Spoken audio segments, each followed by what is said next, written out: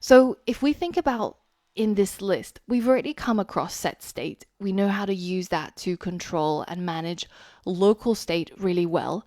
And that, of course, has to be used in conjunction with a stateful widget. But because stateful widgets are a lot more complex than stateless widgets, for one, stateful widgets actually need to have a memory. They need to remember what their state is so that it can be changed. Whereas stateless widgets are much more simple to work with and they just get created, destroyed, and rebuilt. Now, we also saw lifting state up earlier on using a combination of callbacks and lifting the state up in the widget tree, we were able to manage our state. But of course, as our app gets more complex and if we need to have callbacks that traverse the entire tree, or if we need our state to be passed multiple levels down, then we might encounter some problems. So currently, the most flexible way of managing state is through the use of the provider package. And this is currently the recommendation from the Google Flutter team for us to use. But I guess what I'm trying to say is that keep in mind that even though this is the officially recommended way of managing state in your Flutter apps, it's not the only way. And in a lot of cases, you might find you need a different way, or you might find that you need a combination of these different ways of managing state. And that's not wrong. It really depends on your use case, so your requirements, your particular sense of style for how you want to organize your code, and also the maturity of the framework of Flutter. But let's talk about Provider because it's a really, really great tool. It's a package that was actually created by the community. Google had a similar package called Provide, which did something kind of similar.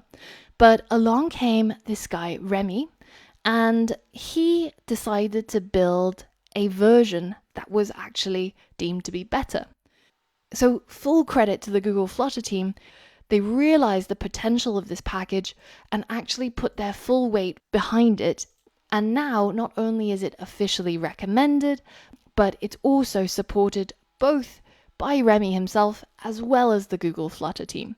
So that it has all the resources it needs to achieve its full potential.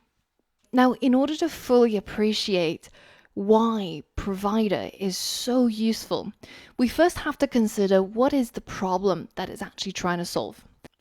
So firstly, from our code, you might have already realized that there's a couple of things that's getting a little bit hairy, right?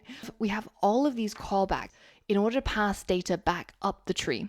And we have a whole bunch of stateful widgets, which needs to use setState to call the build method of the child widgets, and lots of things are getting rebuilt constantly. And it's probably not the most efficient way of going about this. But because our app is getting quite large and it's quite hard to see at a glance what's going on when we are managing our state, I've created a really simple app to be able to illustrate the problem a little bit better. So in this case, I have a top level class, which is my app, which then has two children, and one of which is something called level 1. And then level 1 creates another one called level 2, and level 2 creates level 3. So here's what that code looks like. It's pretty simple, and the important part is that we've got a MyApp class that creates a level 1 class that then creates a level 2 and level 3 class in that order. So here is our material app, which creates level 1, and then level 1 creates level 2, and level 2 creates level 3. So we basically have exactly this structure. Now, here's the problem. Let's say that I had a property that needed to be used over here as well as over here.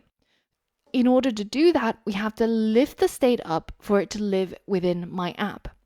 Now, that's all very well and good, but when I pass that property or the state of that property down to level 3, in order to get it there, I have to traverse through level 1 and level 2 and level 3, which means that that data has to be updated within these two classes, which doesn't actually need it.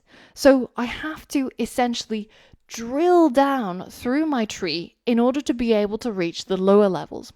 And in reactive programming, this is something that we might call prop drilling. So drilling through the tree in order to pass down the property. Let's see this in action in our code. Let's say that we have our string, which is just called data, and it's, I don't know, a top secret data. And this needs to be used within both the app bar here. So it's going to be used inside the title as a text widget, and that is going to contain that data. But it also needs to be used down here in level 3. So this level 3 text widget also needs data. But in order to get it down into level 3, I need to drill through all my levels. So it means that inside level 1, I'll need a property, which I'll just call data. And when I initialize level 1, I'm going to initialize it by passing over this data property. And then I'm going to pass it over to level 1 through its constructor. And then now that data is inside level 1. But in order to get it down to level 3, I have to keep passing it to level 2, right? So let's pass it over to level 2 and let's create that final string property, which we call data. And then when level 2 gets initialized, we also pass over the property to this .data. And then finally, we just need to pass it over to level 3. So again, I'm going to create my final string data. And when I initialize level 3, then I pass over the value of the data that I need. And now finally, I have the data where I need it, down in level 3, so that I can actually put it inside my text widget. So now if I hit save and I run my app, then you can see that it works, right? My data, which lives inside my app, my top level widget, is able to pass this data property both down to my app bar as well as to my level 3 widget, which is this one that has the text widget. But in order to do that, I had to pass that data through a whole bunch of unrelated and really widgets that didn't care for this data at all. Because you can see that in level 2, I don't need that data. In level 1, I don't need that data. I'm just passing this data through in order to get it down to level 3. So for any lazy programmers out there, this is pretty painful to watch. And it also massively increases the complexity. Say I don't know, have a typo in here, or say I had some sort of other piece of data inside level 1 and I get confused between the data that gets passed in and the local version of it. It's really not pretty. So what can we do instead? Well, if we had the provider package, well then we could move the state up to the top, but then we can have widgets that simply subscribe to the state. So we might have our level 3 widget put its hand up saying, I'm going to listen for any changes in the state. And when it does change, I'll be notified. And instead of traversing through level 1 and level 2 in order to get to level 3, it simply only passes the data to the level 3 widget, which actually cares for this updated state, instead of rebuilding level 1, level 2, and level 3. Instead of having that tree rebuild to pass the state down so that we actually get it to level 3, we simply just let level 3 listen to updates. So how can we use Provider to get all of these cool features? Well, we first have to include the Provider package in our app. So let's head over to installing and let's add Provider as a dependency.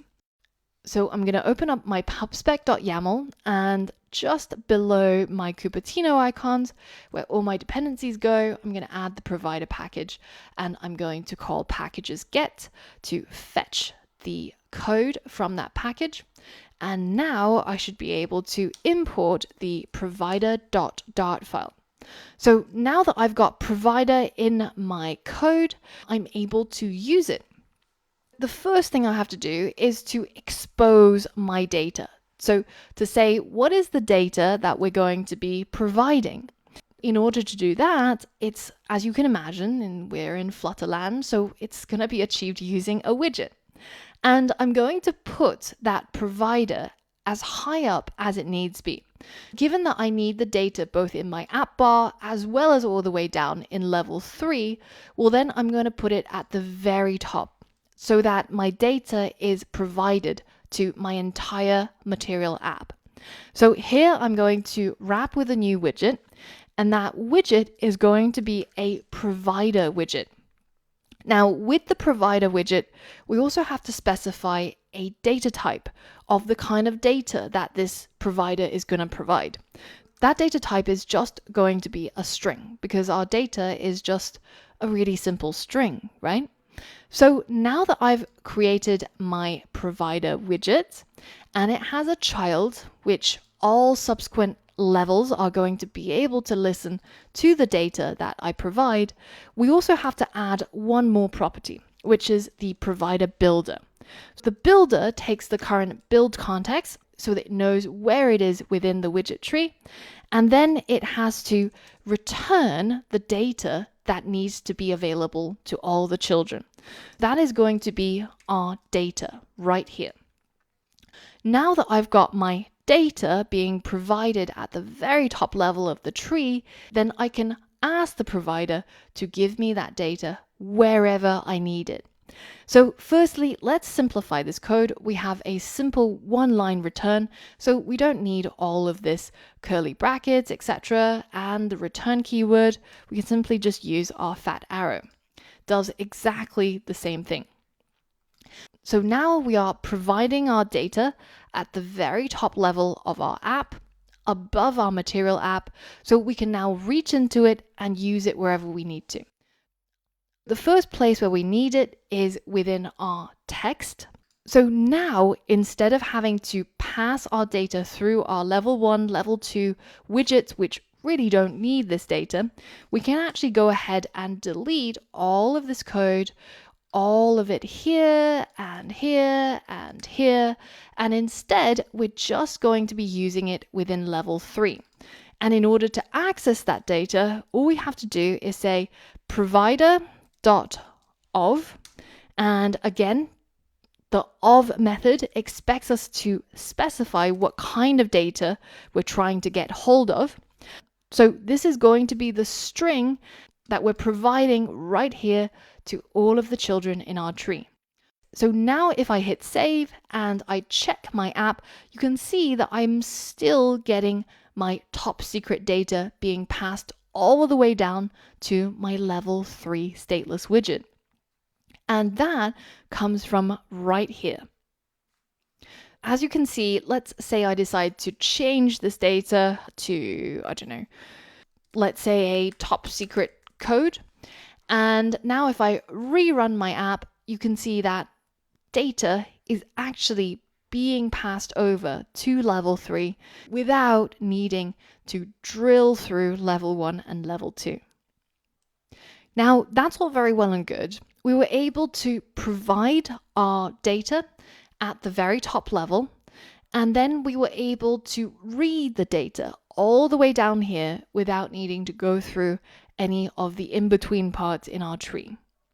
So now when the state of that property changes up here, because level 3 is listening to those changes, well, it can receive it immediately and rebuild itself without needing to rebuild level 1 or level 2. So faster, more efficient code.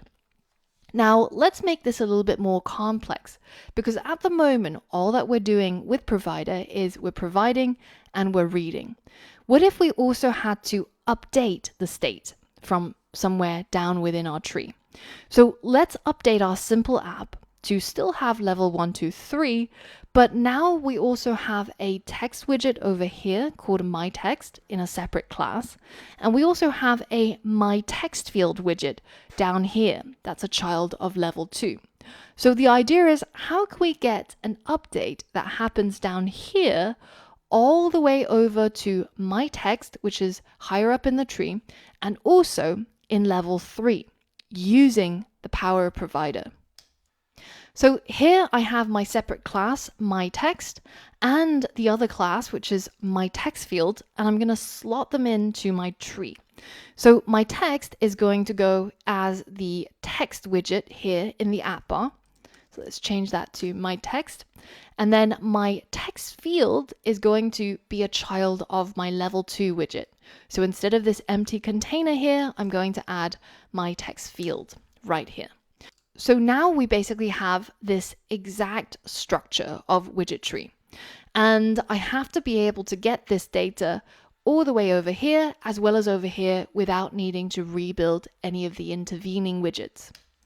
So how do we do this? Well, we need the use of a class called a change notifier. So let's create another class here, which is going to be our data class, and make this data class extend the change notifier class. Now, this change notifier class actually comes from Flutter itself. This is not something that came with Provider. It already exists. And it exists for the purpose of notifying listeners to this particular class of any updates in the class. So let's move our data down into our data class. And instead of having it being final, well, we need to be able to change it, right? We want to be able to make updates to our data. So let's start it off with just some dummy data. Let's call it some data. And let's start providing this data object instead of just the simple string that we had from before. So instead of returning data, which now no longer exists, we're going to return an object of the data class. And this object is going to no longer be using a normal provider, which just provides a string data type. Well, instead, it's going to be a change notifier provider. And it's going to be providing a data type. So now, in order to get access to our data right here, we will still use our provider.of, and instead of using the string data type, we actually have to provide the data type that we want to provide, which is data. And instead of providing this entire object, this data object that gets created from the class, we're going to be providing the data object's data property, because that is the thing that is a string. And that string is then going to be put into our text widget and be displayed. So now I can also copy that and put it into the My Text widget as well, so that it's rendered in my app bar as well as my level 3 text widget. So let's first run our app and check to make sure that we're actually able to both provide our data as well as read our data in both the My Text widget in the app bar as well as the text widget in level 3. So that's working pretty well. So now we have to achieve our next goal, which is to update the data. And we're going to update it within my text field. So we all know that my text field has a property called onChanged, which takes a callback that has access to the new value or the new text that gets typed into the text field. And we now need to be able to move this text into our data class to update this string. So let's create a method inside our data class. Let's create a void method so it doesn't return anything, and it's going to change our string. So it's the change string method, and we'll pass in a new string, which is going to take the place of our data, and I'm going to set the data to equal the new string. And then, most crucially, I'm going to use a method that's available to us because we are inheriting from the change notifier. And that method is the notify listeners method. So what this does is, as soon as we update our data to the new value, we call notify listeners so that everybody who's listening to our provider can rebuild their widgets as well, because they're notified of that state change. So now, if inside our onChanged, we tap into our provider.of and we specify the type of data we're interested in, which is our data class. Well, then we can tap into that method called change string. And we're going to pass in the new text as the new string that's going to be put into this data property. So now if we rerun our app and I go into here and I start typing, then you can see that all the listeners to this data, namely the My Text widget and the text widget in level 3, well, they're going to be rebuilding because the state is now updating every time I change the text in my text field. So let's just review the code once more. So I created this class called data, which extends something called a change notifier that allows pieces of the data inside this class to notify any listeners which are trying to track the state of a piece of data, namely this property called data. And that property is being read both inside this text widget in the app bar as well as this text widget inside level 3. So the appearance of these two text widgets are tied to the state of this data property.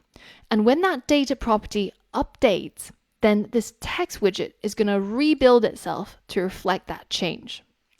Now, that data property comes from right here, and we update it inside our change string method, where we pass in a new string to replace the old string inside the data property. And then, and crucially, we call notify listeners so that everybody who's listening to that data property gets notified and they can rebuild themselves to update the latest state. Now, because we need to call this notify listeners, this is also why we can't just simply tap into provider of data, which we know is basically this data object, and simply tap into that data property and set it equal to the new text. Because in this case, when we're just updating this string from the outside, we're not actually calling notify listeners. We're just updating this property's value. So we must use a method to change the string so that we actually call notify listeners. Now, another important thing to remember is that this provider.of method actually has an optional parameter called listen.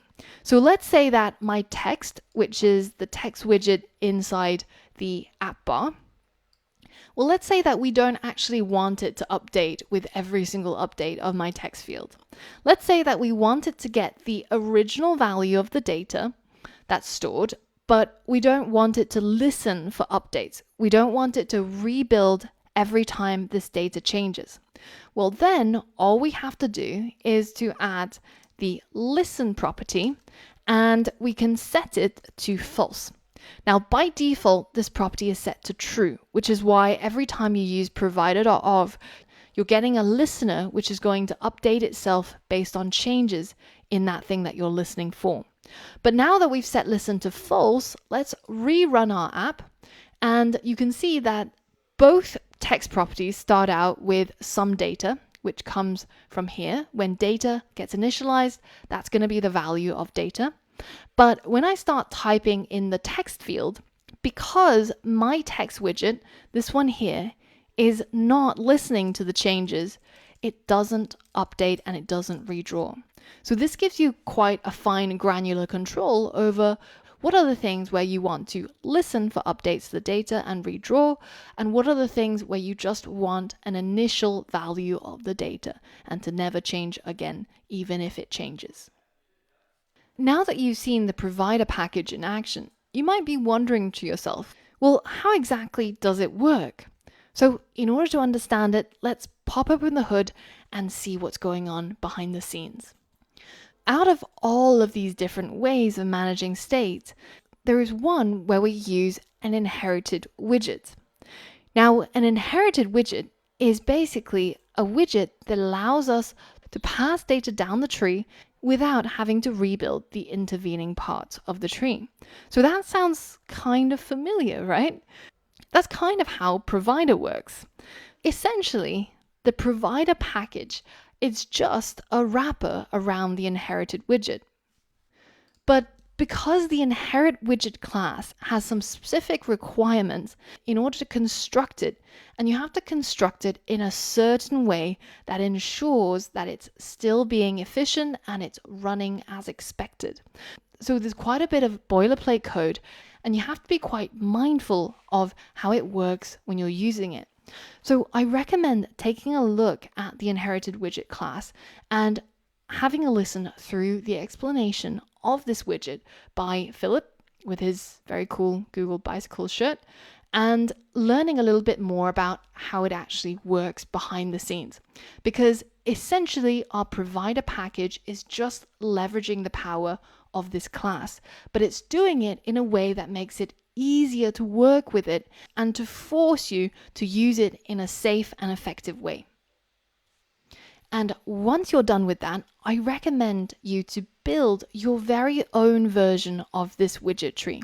So have separate classes. Well, in this case, I've got about 6 different classes which are organized in this way, and to use the Provider package yourself to see how you can provide data at the very top level, how you can read data at a lower level, and to update data using the Change Notifier provider. So have a play around with that, and if you want to see the code that we've been using in this lesson, then you'll be able to download it in the course resources too. But in the next lesson, we're actually going to plug in Provider into our actual Todoist app and see it in a much more complex and more real life scenario. So for all of that and more, I'll see you on the next lesson.